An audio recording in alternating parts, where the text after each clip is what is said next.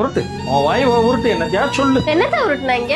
ஆமா, அம்மா இருக்கிறப்ப பொண்டாட்டி பேச்ச கேட்டா பொண்டாட்டி தாசன்றீங்க, பொண்டாட்டி இருக்கிறப்ப அம்மா பேச்ச கேட்டா அம்மா பிள்ளைன்றீங்க.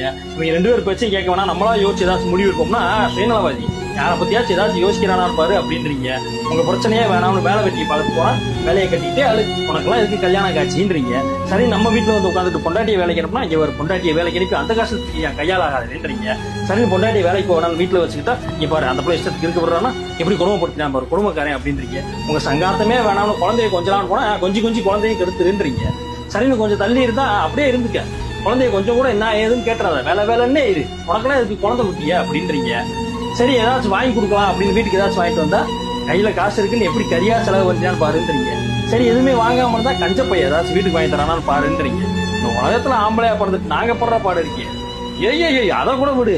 ஆனா கடைசியில ஒண்ணு சொல்லுவீங்க பாருங்க, உங்களுக்கு என்னப்பா ஆம்பளைங்க ஜாலியா இருக்கீங்க, நாங்க பொம்பளை எதே கஷ்டப்படுறோம்னு.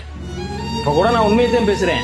ஆனா கமெண்ட் செக்ஷன்ல வந்து என்ன சொல்லுவீங்க, மேற்சி வாங்கி எப்படி ஆம்பளைகளுக்கு சப்போர்ட் பண்ணி பேசுறேன் பாரு அப்படின்னு தானே சொல்ல போறீங்க. சொல்லுங்க, என்னத்தையா சொல்லுங்க, நடத்துங்க.